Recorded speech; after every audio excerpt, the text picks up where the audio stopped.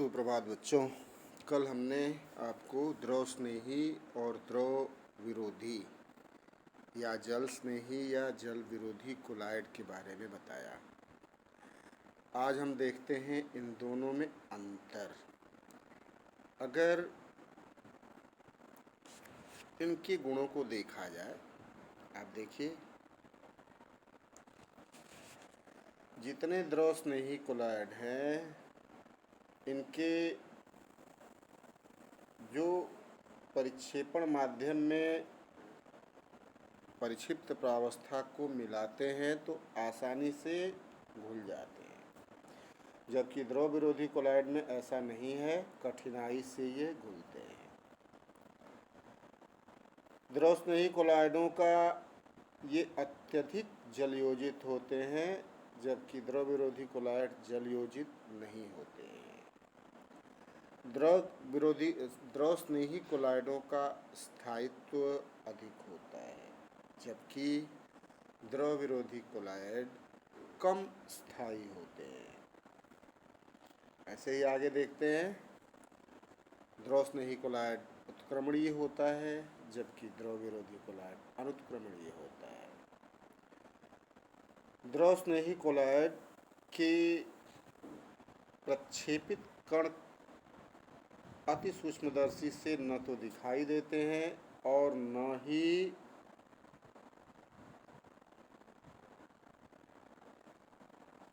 उन्हें पहचाना जा सकता है, क्योंकि परिक्षिप्त प्रावस्था और परिक्षेपण माध्यम के कणों का व्यास लगभग बराबर होता है, जबकि द्रव विरोधी कोलाइड में इनके कणों को सूक्ष्मदर्शी के द्वारा पहचाना जा सकता है। द्रव स्नेही कोलाइडों की श्यानता प्रक्षेपण माध्यम की तुलना में इनकी श्यानता अधिक होती है, जबकि द्रव विरोधी कोलाइड में इनका श्यानता परिक्षेपण माध्यम के लगभग बराबर होता है। द्रव स्नेही कोलाइडों का पृष्ठ तनाव प्रक्षेपण माध्यम की तुलना में कम होता है, जबकि द्रव विरोधी कोलाइड का पृष्ठ तनाव प्रक्षेपण माध्यम के पृष्ठ तनाव के लगभग बराबर होता है। द्रव स्नेही कोलाइडों के कणों पर आवेश नहीं होता या आवेश रहित होते हैं, जबकि द्रव विरोधी कोलाइड के कोलाइडी कण आवेशित होते हैं। द्रव स्नेही कोलाइड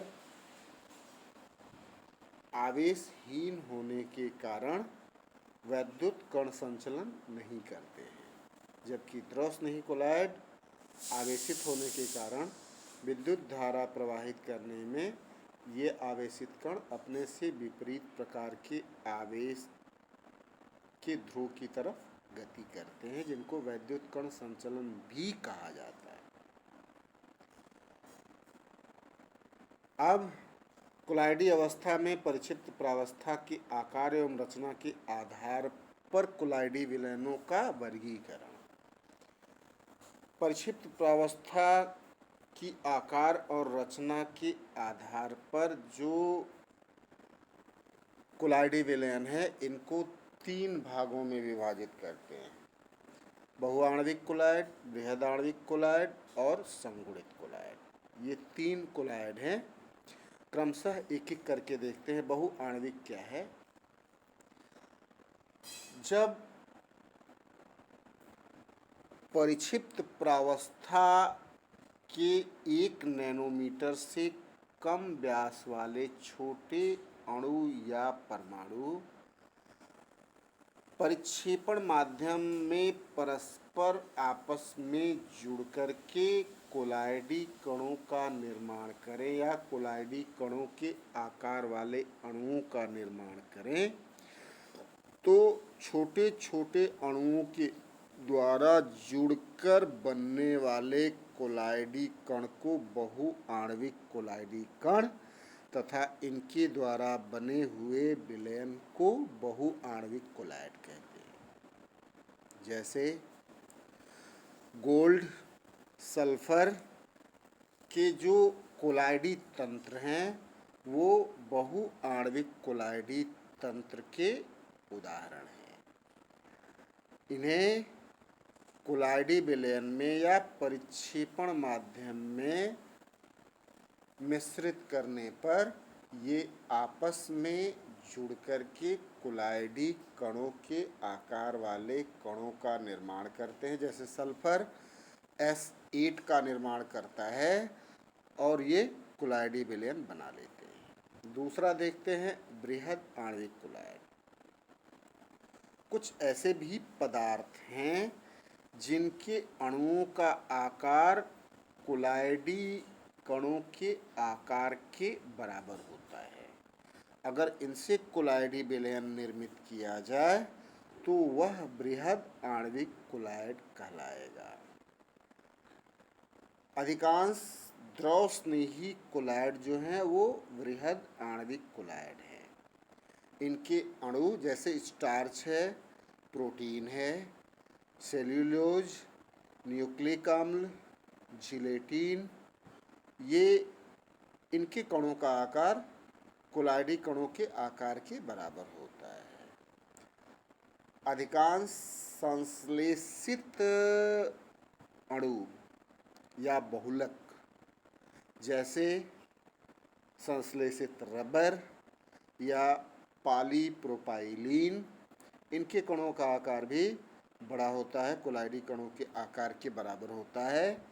इन्हें जब हम किसी परिक्षेपण माध्यम में घोलते हैं तो ये बृहद आणविक कोलाइड बनाते हैं। तीसरा है संगुणित कोलाइड। ऐसे कोलाइड जो निम्न सांद्रता पर सामान्य प्रबल विद्युत अपघट्य की भांति व्यवहार करते हैं तथा उच्च सांद्रता पर कणों के संगुणन के कारण या आपस में जुड़ने के कारण कोलाइडी गुण प्रदर्शित करते हैं, उन्हें संगुणित कोलाइड कहा जाता है। इन कोलाइडों का निर्माण प्रायः सतह सक्रिय पदार्थ जैसे साबुन, डिटर्जेंट इत्यादि के द्वारा होता है। अब साबुन के विलयन में, जैसे साबुन का कोलाइडी विलयन अगर देखें तो साबुन के विलयन में मिसेल का निर्माण होता है।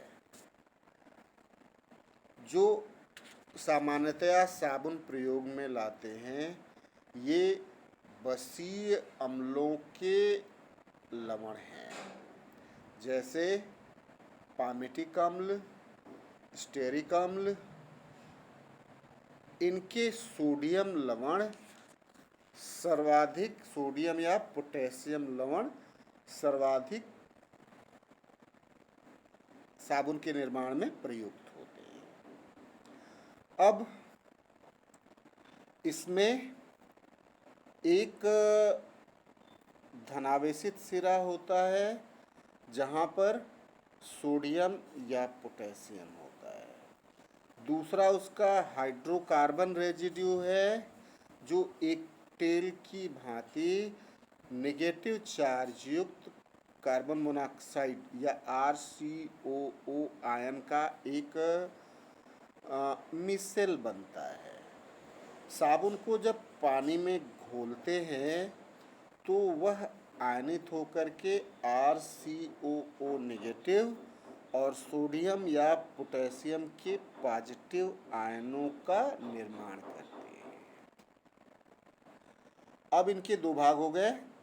एक तो हो गया हाइड्रोकार्बन श्रृंखला का पोलर समूह जिसमें कार्बोक्सिलिक समूह है COO नेगेटिव, और दूसरा सोडियम का आयन। हाइड्रोकार्बन अवशेष जो होता है वो जल विरोधी होता है, जबकि carboxylic ion COO negative ion जल स्नेही होता है। तो इसमें RCOO निगेटिव अपने आप को इस प्रकार से व्यवस्थित करता है कि इसका जो नेगेटिव पार्ट है वो जल में डूबा रहे तथा जो न्यूट्रल हाइड्रोकार्बन वाला पार्ट है वह जल से दूर रहे। तो इस प्रकार से ये एक गुच्छे या बंच के रूप में एकत्रित होकर के मिसेल का निर्माण करते हैं। और यहाँ पे ये मिसेल दिखाई दे रहा है, इसमें कार्बोक्सिलिक सिरा जो है वो इसके बाहर, आप देखिए यहाँ ये कार्बोक्सिलिक सिरा है बाहर की तरफ, सबके साथ सोडियम लगा हुआ है। और ये जो टेल है यह टेल इसका हाइड्रोकार्बन वाला भाग है जो अंदर की तरफ है। तो बाहर की तरफ चूँकि इसके वो आयनिक भाग हैं जो जल स्नेही है, तो इस प्रकार से जो ये बंच में एकत्रित होते हैं, इनके बंच में एकत्रित होने वाले इस पूरे झुंड को हम मिसेल कहते हैं। यह मिसेल है और इस मिसेल के का आकार कोलाइडी कणों के आकार के बराबर होता है, इसलिए ये संगुणित कोलाइड कहलाते हैं। अब आते हैं साबुन की प्रक्षालन क्रिया, कैसे साबुन से हम सफाई करते हैं। आप देखो जितने भी मैल हैं, ग्रीज हैं, ये सब कपड़े के ऊपर एकत्रित होकर के अधिशोषित होकर उसको गंदे कर देते हैं। अगर कोई तैलीय पदार्थ है तो उसे सामान्य जल के द्वारा अलग नहीं कर सकते, जबकि साबुन में उपस्थित एनायन जो कार्बोक्सिलिक समूह वाला है उसके साथ हाइड्रोकार्बन अवशेष इस कार्य को आसानी से कर सकते हैं। जब गंदे वस्त्र को साबुन के घोल में डुबोते हैं तो RCOO- का हाइड्रोकार्बन अवशेष तेलीय गंदगी को घोलकर एक मिसेल का निर्माण करते हैं। आप देखो यहाँ पे देखो मिसेल के बीच में जो हाइड्रोकार्बन वाला भाग है, इस हाइड्रोकार्बन वाले भाग में यह तेल या ग्रीस सेंटर में एकत्रित हो गया है, यहाँ पे इसके केंद्र में, और ये पानी के और साबुन के साथ घुल के अलग हो जाते हैं। पहले वाले में देखो ये कपड़ा है, ये पूरा कपड़ा है, इसमें ग्रीज और डस्ट लगा हुआ है, इसकी सतह पर ये साबुन का घोल है। ये साबुन का घोल इसके अंदर से ग्रीज या उसको निकाल करके बाहर ले आता है और इस प्रकार से अपने मिसेल के अंदर इसको समाहित करके अलग कर लेते हैं। तो ग्रीज या धूल को साबुन के द्वारा कपड़ों से पृथक करने की जो क्रियाविधि है इसको हम कहते हैं साबुन की प्रक्षालन क्रिया। अब हम देखते हैं कि कोलाइडी विलयनों का निर्माण कैसे होता है।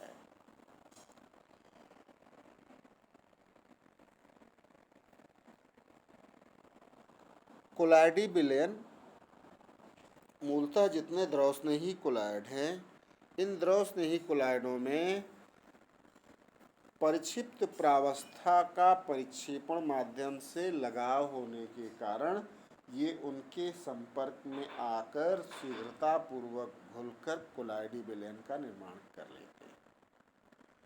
जैसे स्टार्च है, गोंद है या जिलेटिन है, इसको जल के साथ गर्म करने पर ये शीघ्रतापूर्वक कोलाइडी विलयन बना लेते हैं। कुछ कार्बनिक विलायक जैसे एथिल अल्कोहल में सेलुलोज नाइट्रेट को घोल करके कोलाइडी विलयन आसानी से बना लेते हैं, लेकिन द्रव विरोधी कोलाइडों के साथ ऐसा नहीं है। द्रव विरोधी कोलाइड परिक्षेपण माध्यम के संपर्क में आकर शीघ्रतापूर्वक कोलाइडी विलयन का निर्माण नहीं करते हैं। इसलिए इनके निर्माण में मुख्यतः दो विधियां, परिक्षेपण विधियां और संघनन विधियां प्रयुक्त की जाती है। अब परिक्षेपण क्या है? कोलाइडी विलयन बनाने के लिए परिक्षिप्त प्रावस्था के कणों का आकार कोलाइडी कणों के आकार में होना आवश्यक है और इसके लिए परिक्षेपण विधियां महत्वपूर्ण योगदान लेती हैं। अब देखते हैं क्रम से कई परिक्षेपण विधियां। जैसे नंबर 1 है यांत्रिक परिक्षेपण विधि। इस यांत्रिक परिक्षेपण विधि में जिस पदार्थ का कोलाइडी विलयन बनाना है उसे एक कोलाइडी चक्की, जिसके दोनों पार्ट एक दूसरे के विपरीत दिशा में 6000 चक्कर प्रति सेकेंड की दर से गति करते हैं, उसमें इन दोनों के डिस्क को या इन दोनों के पटों को इस प्रकार से व्यवस्थित करते हैं कि इनमें डाले गए पदार्थ के कणों का व्यास कोलाइडी कणों के व्यास के बराबर हो। इसमें पदार्थों को डाल करके पीसते हैं या उसे ग्रिल करते हैं और ग्रिल करने के बाद इसमें से निकले हुए पदार्थ को जल या उचित विलायक में घोल करके कोलाइडी विलयन बना लेते हैं। इसमें कोलाइडी कणों को कोलाइडी विलयन में परिवर्तित करने के लिए तनुकारकों की आवश्यकता होती है। जैसे सल्फर के कोलाइडी विलयन के निर्माण के लिए ग्लूकोज को तनुकारक की तरह प्रयुक्त किया जाता है। अगला है वैद्युत परिक्षेपण विधि या ब्रेडिंग आर्क विधि। इस विधि के द्वारा गोल्ड, प्लैटिनम इत्यादि उत्कृष्ट धातुओं के कोलाइडी विलयन निर्मित होते हैं। इस विधि में परिक्षेपण माध्यम में उपस्थित धातुओं के 2 इलेक्ट्रोडों के मध्य वैद्युत स्पार्किंग या वैद्युत आर्क लगाने पर कोलाइडी विलयन प्राप्त होता है। परिक्षेपण माध्यम को एक शीतलन मिश्रण के द्वारा ठंडा भी करते रहते हैं। आर्क के द्वारा उत्पन्न बहुत अधिक ताप में धातुएं वाष्पित भी होती हैं और यह वाष्प शीतलक की उपस्थिति में संघनित होकर कोलाइडी कणों का आकार ग्रहण कर लेते हैं। तो इसको कहते हैं वैद्युत परिक्षेपण या ब्रेडिंग आर्क विधि। तीसरा है पेप्टीकरण।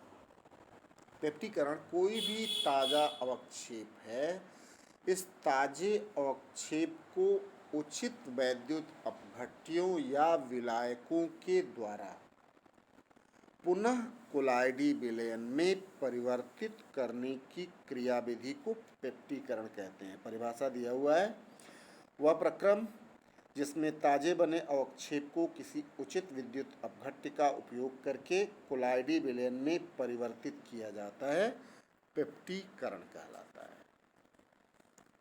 जैसे उदाहरण दिया हुआ है, फेरिक हाइड्रोक्साइड के ताजे बने अवक्षेप में जब फेरिक क्लोराइड की थोड़ी सी मात्रा मिलाई जाती है तो फेरिक हाइड्रोक्साइड का लाल भूरे रंग का कोलाइडी विलयन बनता है।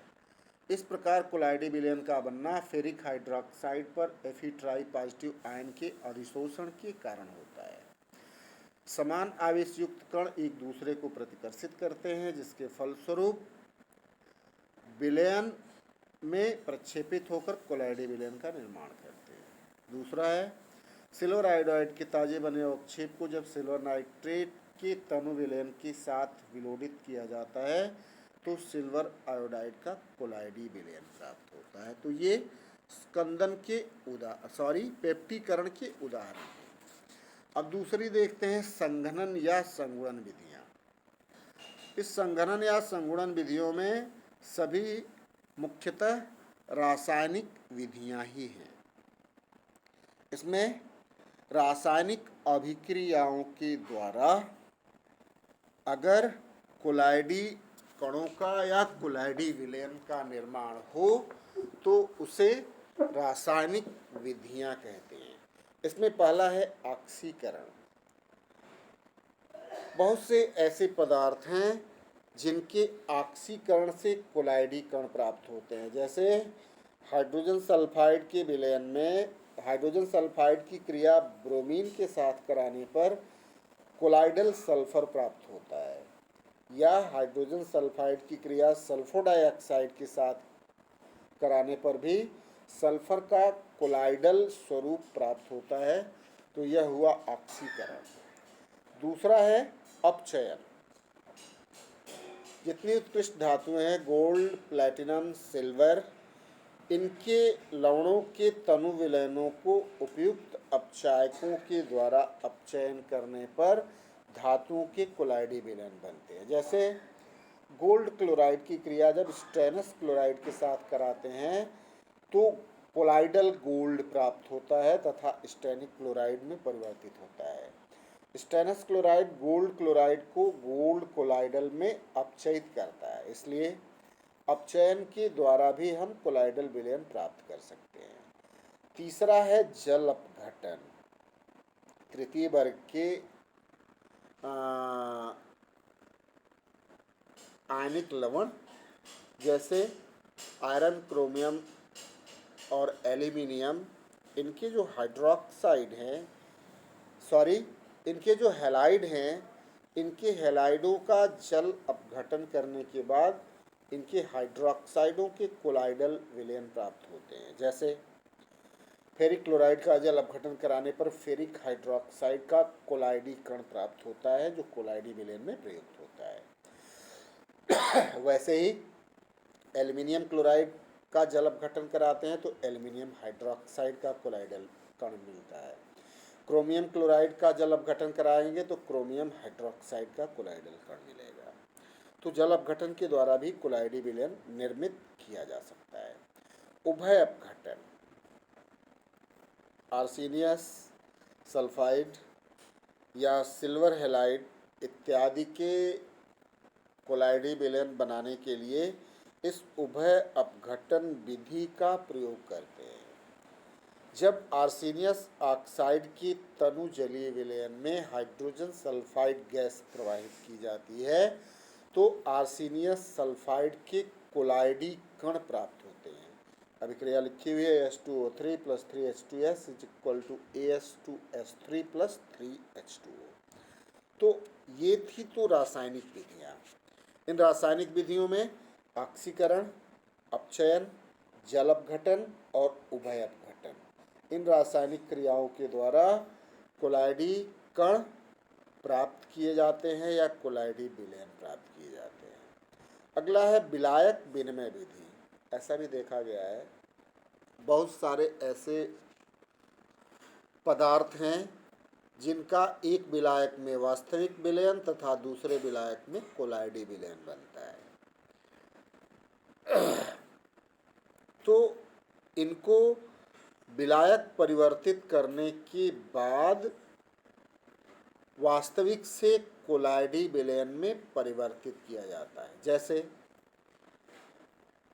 अल्कोहल में सल्फर घुल जाता है और वास्तविक विलयन बनाता है, जबकि जल में सल्फर अल्प विलेय है। अब अल्कोहल में बने सल्फर के विलयन को जब जल में मिला देते हैं तो सल्फर का कोलाइडी विलयन प्राप्त होता है।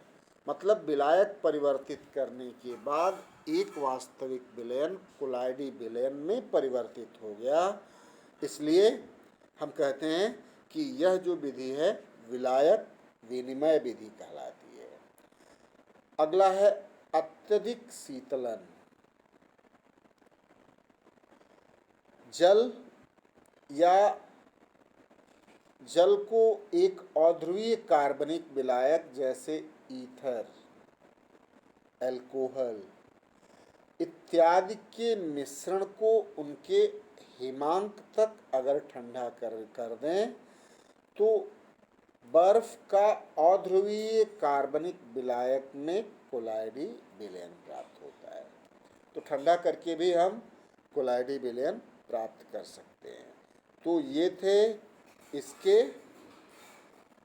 कोलाइडी विलयन बनाने की विधियां। पहली जो विधि थी वो परिक्षेपण विधि और दूसरी विधि थी संघनन विधि। परिक्षेपण विधि में यांत्रिक परिक्षेपण था, ब्रेडिंग यार्क विधि था और पेप्टीकरण था। संघनन या संगुणन विधियों में रासायनिक विधियां थीं। इसमें ऑक्सीकरण, अपचयन, जल अपघटन तथा उभय अपघटन। और दूसरी थी विलायक विनिमय विधि। इसमें विलायक को परिवर्तित करके कोलाइडी विलयन बनाते हैं। तथा अंतिम तीसरी विधि थी अत्यधिक शीतलन विधि, मतलब द्रवों के तंत्र को आपस में ठंडा करके कोलाइडी विलयन का निर्माण किया जा सकता है। तो आज के लिए इतना ही। धन्यवाद।